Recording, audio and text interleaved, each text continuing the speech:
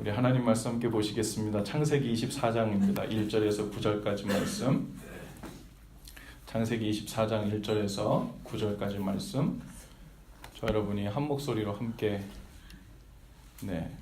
준비되고 있죠. 컴퓨터가 그 십자가 못 박혔군요. 네. 혹시 여러분 앱이나 셀폰에서 찾을 수 있는 시간을 제가 드릴게요. 창세기 24장 1절에서 9절. 아까부터 그래서 컴퓨터가 죽었군요. 네, 너무 추워가지고. 네. 창세기 24장 1절에서 9절까지 말씀. 우리 한 목소리로 여러분이 함께 읽겠습니다. 시작. 아브라함이 나이가 많아 늙었고 여호와께서 그에게 범사의 복을 주셨더라. 아브라함이 자기 집 모든 소유를 맡은 늙은 종에게 이르되 청하건대 내 허벅지 밑에 내 손을 넣으라. 내가 너희의 하늘의 하나님 땅의 하나님이신 여호와를 가리켜 맹세하게 하노니 너는 내가 거주하는 이 지방 가나안 족속의 딸 중에서 내 아들을 위하여 아내를 택하지 말고 내 고향 내 족속에게로 가서 내 아들 이삭을 위하여 아내를 택하라. 종이 이르되 여자가 나를 따라 이 땅으로 오려고 하지 아니하거든 내가 주인의 아들을 주인이 나오신 땅으로 인도하여 돌아가리이까? 아브라함이 그에게 이르되 내 아들을 그리로 데리고 돌아가지 아니하도록 하라. 하늘의 하나님 여호와께서 나를 내 아버지의 집과 내 고향 땅에서 떠나게 하시고 내게 말씀하시며 내게 맹세하여 이르시기를 이 땅을 내 씨에게 주리라 하셨으니 그가 그 사자를 너보다 앞서 보내실지라. 내가 거기서 내 아들을 위하여 아내를 택할지니라. 만일 여자가 너를 따라오려고 하지 아니하면 나의 이 맹세가 너와 상관이 없나니 오직 내 아들을 데리고 그리로 가지 말지니라. 그 종이 이에 그의 주인 아브라함의 허벅지 아래에 손을 넣고 이 일에 대하여 그에게 맹세하였더라. 아멘.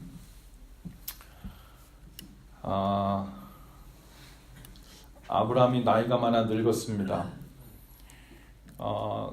이삭이 이제 아내를 얻을 때가 되어서 늙은 것이 아니라 이삭이 태어날 때 이미 늙었죠. 그렇죠?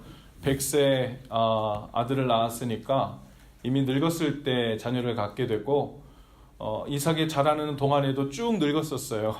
그런데 이제 더 많이 늙은 겁니다.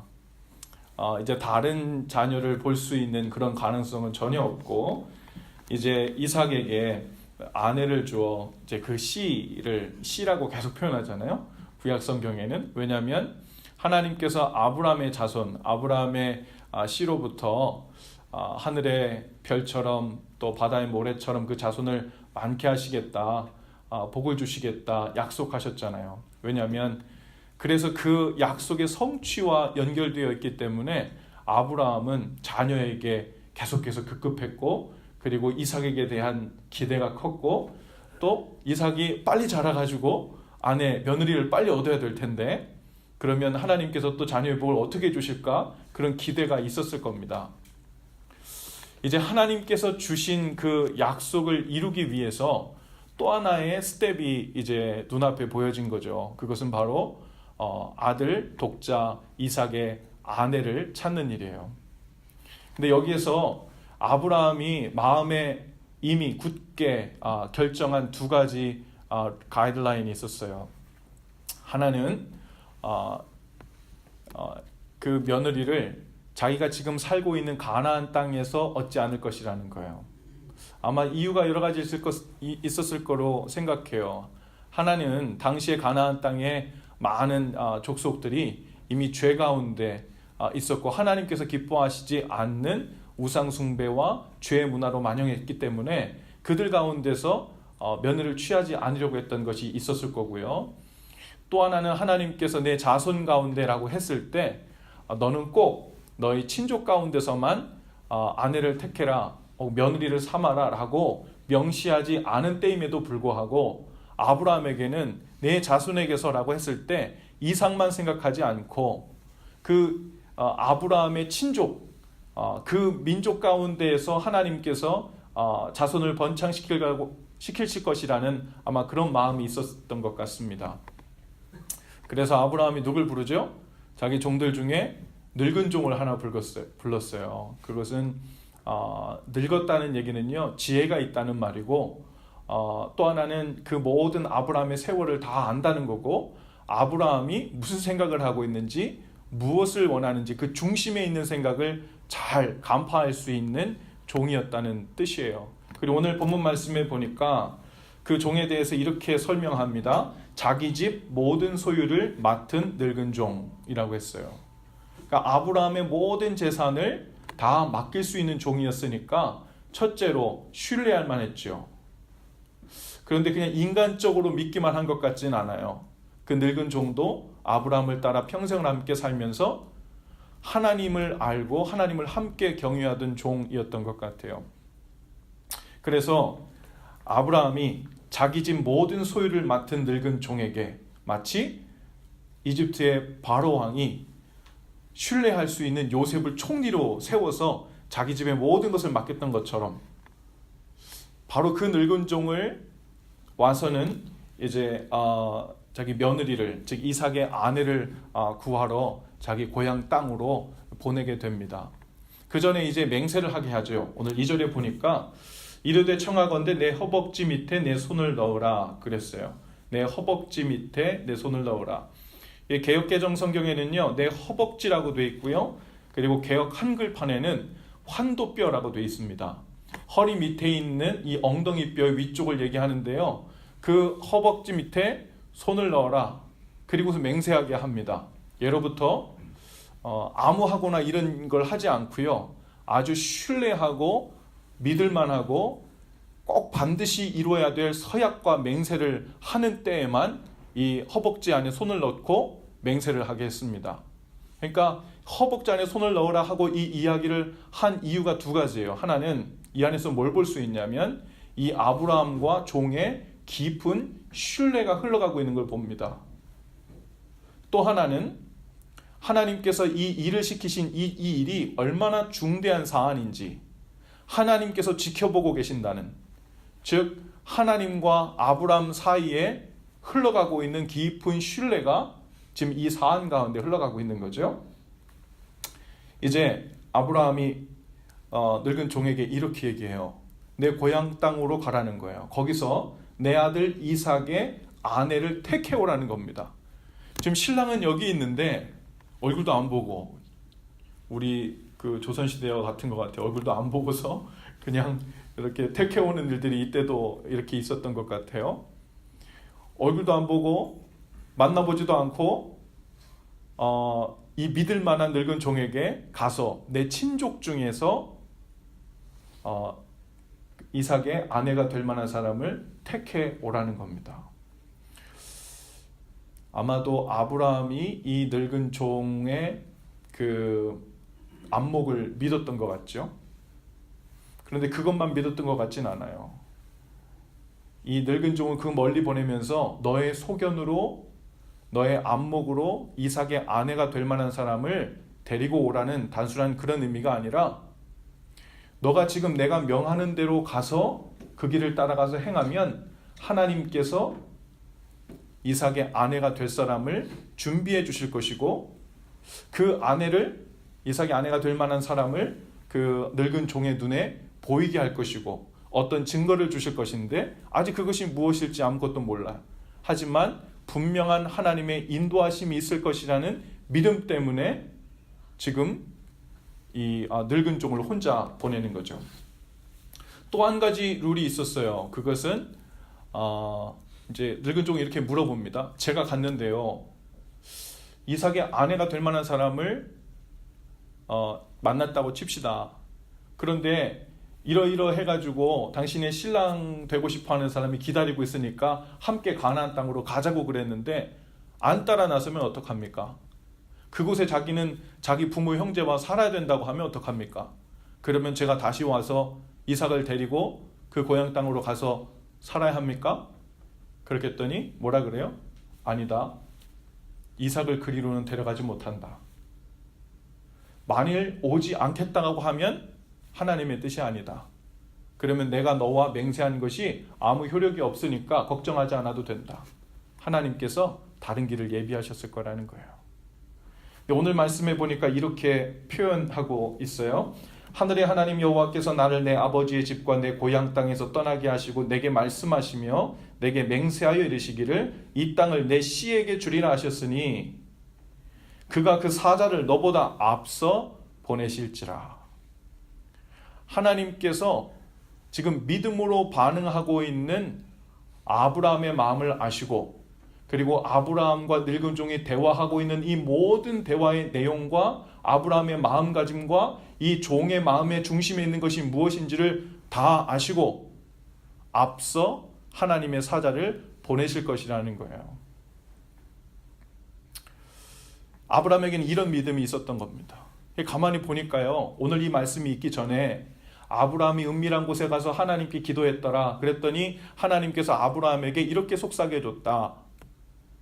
네 늙은 종을 보내라. 그러면 내 2차 저차 해가지고 내 이삭의 아내 될 사람을 만나게 해주마. 이런 약속했다는 본문이 없어요. 그런데 지금 아브라함은 뭐에 의지해서 이런 플랜을 세우고 있는 거예요? 아주 오래전에 받은 약속. 물론 중간에 가나안에 와서 하나님께서 또 컨펌을 해주긴 했지만 10수년 전에 받은 컨펌한, 그리고 수십 년 전에 하나님께서 처음 주셨던 그 약속, 이 땅을 내 씨에게 주리라 약속하셨다. 그 말씀을 오래되었지만 그 말씀의 씨앗이 썩지도 아니했고 잊혀지지도 아니했어요. 변질되지도 않았습니다. 아브라함은 그 약속의 말씀을 꼭 붙들고 오늘 지금 이 이야기를 하고 있는 거예요. 아브라함에게는 이삭이 태어나서 장성해서 결혼할 때가 되었을 때에 그때까지도 아마 그 시간을 한 찰나처럼 그리 길지 않은 시간을 보냈던 것 같아요.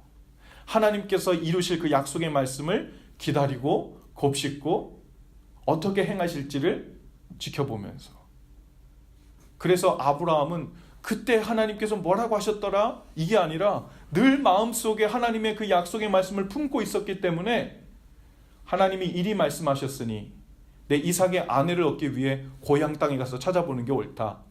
그런데 내 이삭을 돌려보내진 않는다.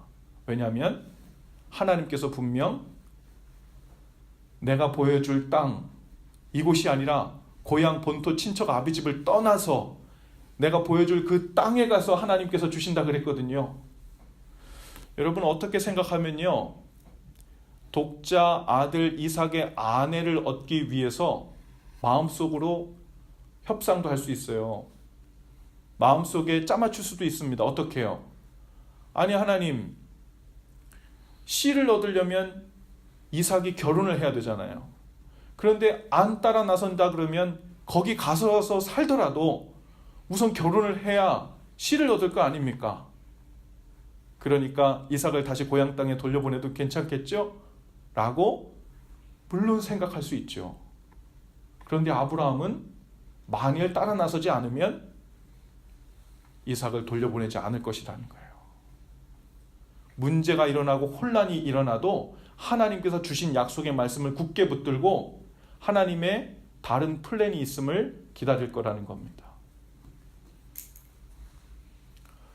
우리에게 하나님께서 주신 약속이 새롭고 늘 업데이트되고 어제까지 주시지 않았던 약속의 말씀을 오늘 아침에 마음이 두근거리고 설레게 아침마다 주셨으면 얼마나 좋겠어요?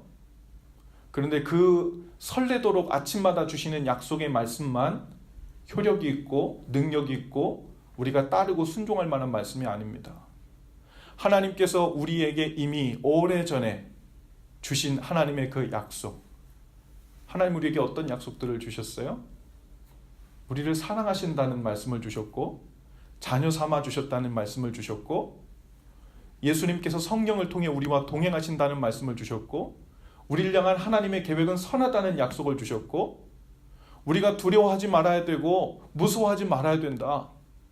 우리를 향한 하나님의 선하신 손과 그 손길과 섭리가 있다라고 우리에게 처음부터 우리 삶의 기반에 주신 약속의 말씀들이 있어요.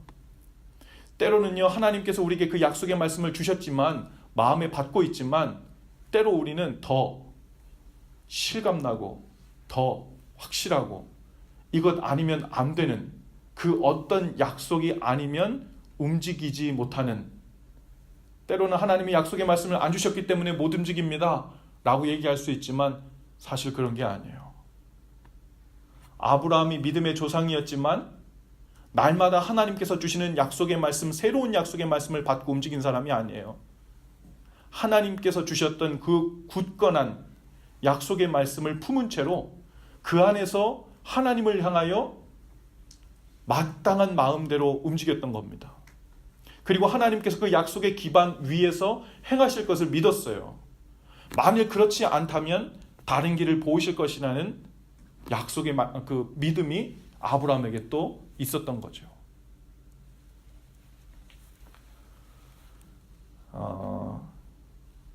지난 주간에 워싱턴 DC에서 한인연합감리교회 목사님들 한인 포럼이 있었어요. 어떤 중대한 문제를 가지고 함께 모여서 토의를 하고 논의를 하는데 목사님들도요 똑같이 신학을 공부하고 똑같이 목회를 하고 또 하나님의 콜링의 부르심의 자리에 있지만 어떤 이슈를 놓고 같이 생각할 때는요 생각들이 얼마나 그렇게 다른지 몰라요. 그래서 실망했다는 게 아니라 생각이 다른 게 정상인 거예요. 정상인 거예요. 그런데 목사님들을 모아놨는데도요 이건 이러지 않을까요? 이것이 더 좋지 않을까요? 이것이 더 베러 아이디어 아닐까요? 하고서는 의논을 막 할 때는요 어떤 문제를 해결하기 위해서 더 좋은, 더 확실한 솔루션을 찾지 못해서 마음에 염려와 근심과 불안함이 이렇게 꼬리가 생기는 듯한 그런 느낌이 들더라고요. 아침부터 저녁까지요. 아침 7시 반부터 저녁 9시까지 내내 회의를 했어요. 밥 먹는 시간 빼고. 내내 회의를 하고 맨 마지막 시간에는 우리 오늘 포럼을 다 마무리하면서 마지막으로 우리 하나님 제단 앞에 나와서 함께 기도합시다. 그리고서 목사님들이 다 그 제단 앞으로 나와가지고 제단 앞에 무릎 꿇고 삥 둘러가지고 앉았어요. 그리고서 함께 기도하는 시간을 가졌어요. 하나님께 맡기는 기도를 올려드렸어요. 이 모든 것을 주관하셨던 그 우리 한인연합감리교회 총회장님 목사님이 계셔요. 그 목사님이 기도를 인도하셨는데 기도를 끝나고 옆에 오셔서 이런 말씀을 하시더라고요. 역시 기도를 해야 돼요. 회의를 많이 하고 이것이 필요하지만 회의를 통해 더 좋은 아이디어를 통해 우리 마음에 평강이 찾아오진 않아요. 그런데 아직 완전하게 어떤 문제를 해결하다 이거다라는 것이 잡혀지지 않았는데도 하나님 앞에 무릎 꿇고 그분의 은혜를 구하고 그분께 맡겨드린 기도를 하고 일어서니까 마치 문제가 이미 다 해결된 양, 해결이 안 되었지만 마음에 평안이 임한 거예요. 할렐루야. 왜 평안이 임했을까요? 기도하면서 뭘 얻었기 때문에 그랬을까요? 하나님이 우리와 함께 계시다는 그 확신이에요. 거기에서 염려와 근심의 수위가 확 내려가는 거죠. 여전히 문제는 그대로 있는데 마음에는 평강이 찾아오고 서로 웃으며 여유롭게 대할 수 있는 마음의 공간이 생겨나는 거예요. 우리 믿는 자들의 라이프 스타일이 마치 그러한 것 같습니다. 우리는 하나님 앞에 하나님 제 안에 평강을 위해서 이 문제를 해결할 수 있는 실마리가 필요합니다. 하나님 제 안에 있는 이런저런 많은 문제 실마리를 해결해야만 제가 좀 숨을 쉴 수 있을 것 같습니다. 하고 주님 앞에 구하는데 물론 그것들은 때가 되면 하나님이 주세요. 때로는 필요해서 우리에게 고민할 만큼 고민하게도 하시고 때로는 혼란 속에 넣기도 하십니다. 때로는 이해 못하는 상태로 오랫동안 두시기도 하세요. 그래서 그것이 우리의 생각, 우리의 언더스탠딩을 초월하는 영역에 있는 것이라서 믿음으로 주님을 바라보는 훈련과 연습을 시키시는 도구로 사용하시기도 하시죠.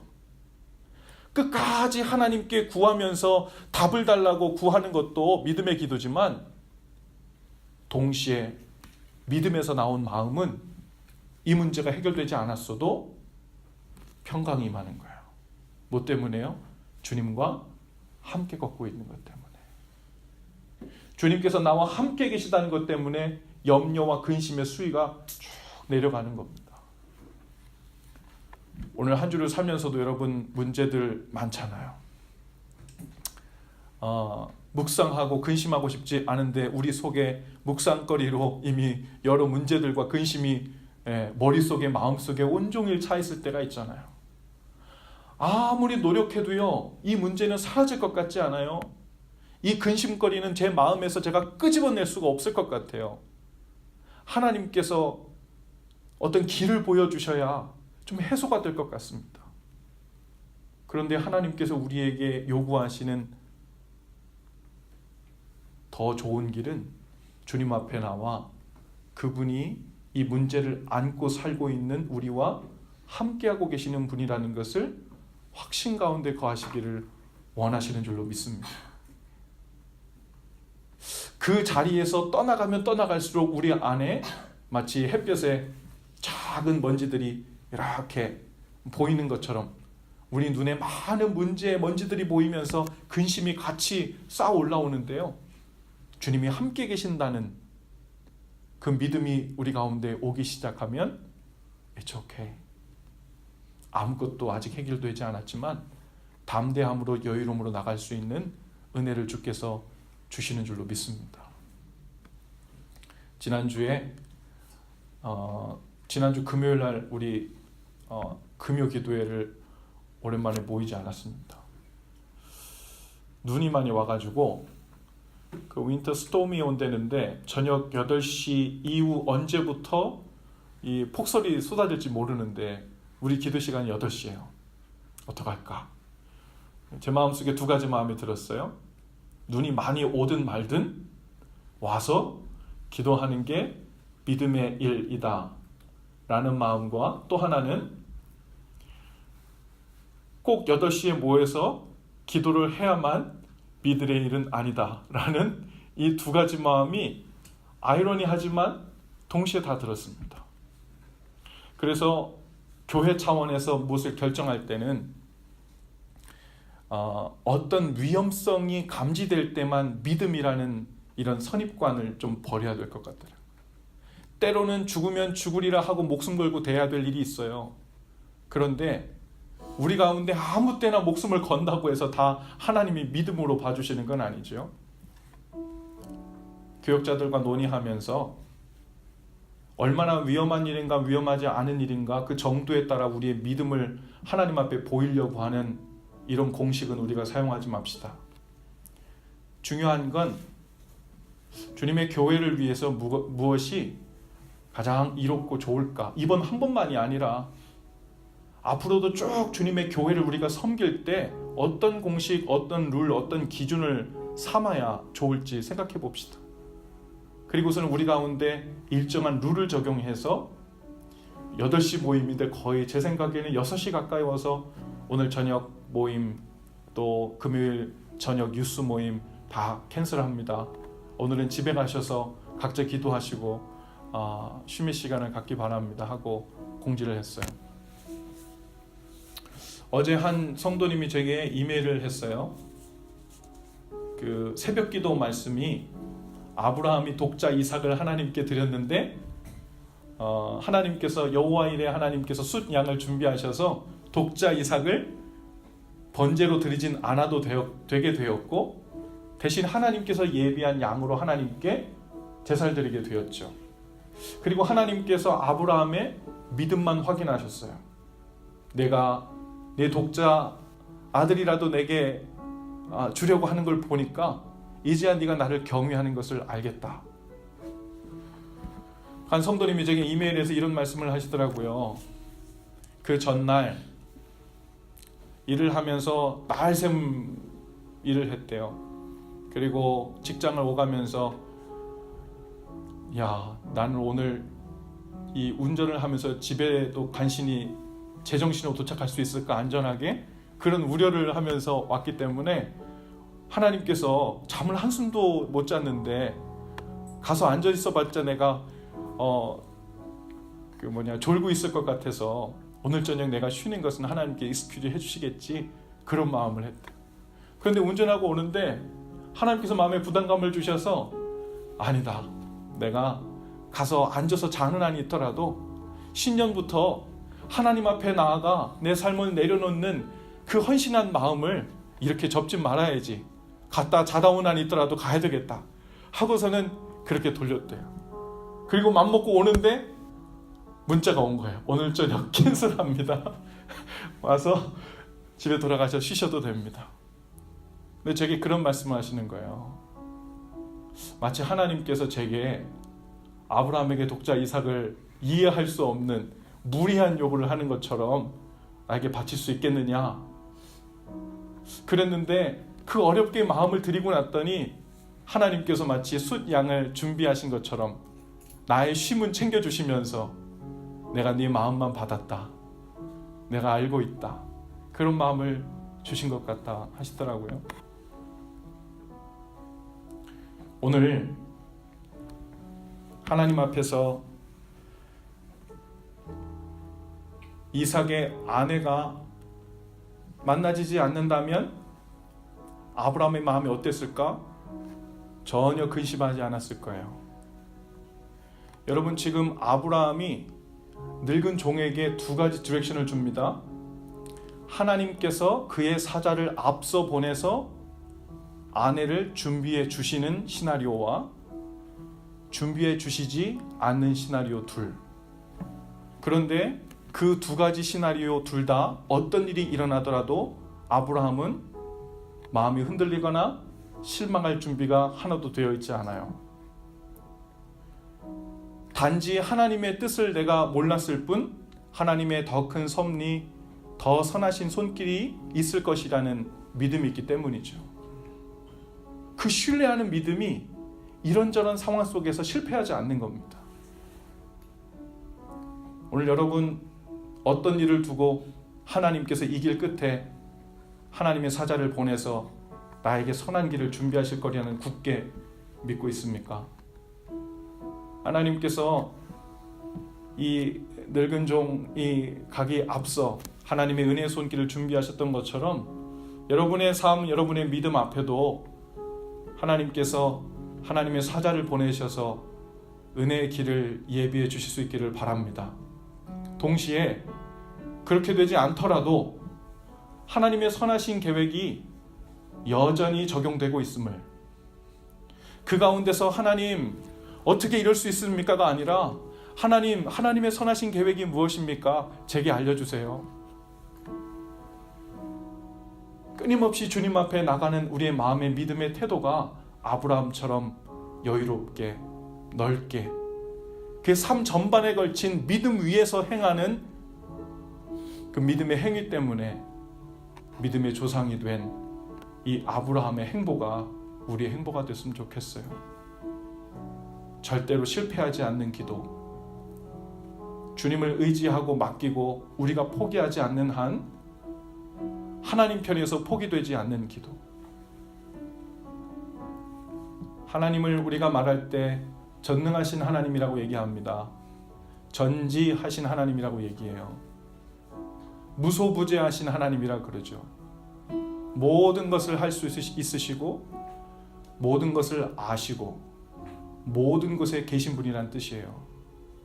사실 우리가 이 땅을 살아가는 과학적 논리와 시간 공간 개념으로는 말장난처럼 들리는 소리입니다. 그런데 우리가 경험하고 있는 시간과 공간을 창조하시고 그것을 초월해 그 밖에 계신 그 하나님께는 일이 워킹하는 거예요. 그걸 믿는 것이 믿음입니다. 그래서 오늘 여러분 하나님 앞에 어떤 것을 구하러 나오셨든 간에 오늘 하나님 앞에서 우리가 그 믿음을 바라보고 약속의 말씀을 바라보고 믿음 위에 서면 우리를 향한 주님의 계획은 바로 그 자리에서, 오늘 이 자리에서 워킹하기 시작합니다. 믿으십니까? 왜요? 오늘 우리가 여기서 처음 믿었기 때문에 하나님께 준비 시간이 필요한 게 아니에요. 하나님은 앞으로 뒤로 이미 모든 준비가 항상 되어 계신 분이에요. 우리의 믿음이 작동하면 모든 준비가 이미 끝마쳐 계신 하나님의 일이 움직이기 시작하는 겁니다. 우리의 믿음이 작동하지 않으면 모든 세팅이 다 돼 있어도 하나님의 사자가 아무 일도 하지 못해요.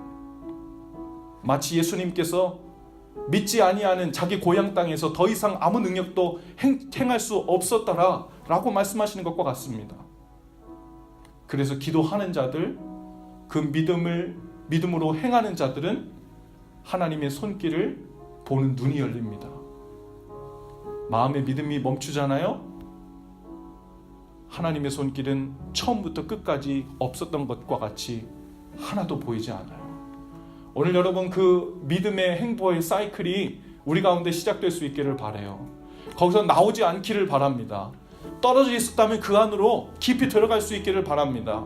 그리고 하나님께서 우리를 통해, 우리 믿음을 통해 행하시는 그 놀라운 은총이 저와 여러분의 삶 가운데 있게 되기를 바라요. 기도합시다. 하나님, 오늘 주님 앞에 나와 함께 기도하며 주신 약속 말씀 위에서 주님을 향하여 담대히 믿음으로 걸음을 내딛는 자들 위해 이미 준비하시고 이미 예비하셨던 하나님의 사자를 통하여 주님의 일을 이루어 주시옵소서. 또한 우리 속에서 멈춰지지 않는, 사그라지지 않는 그 믿음을 허락해 주셔서 그 믿음으로 주를 바라보는 삶이 결코 꺾여지지 않도록 은혜해 주시옵소서. 오늘 우리의 기도를 통하여 성령님 오셔서 우리를 인도하여 주시고 주님의 길로 이끌어 주옵소서. 예수님의 이름으로 기도합니다. 아멘.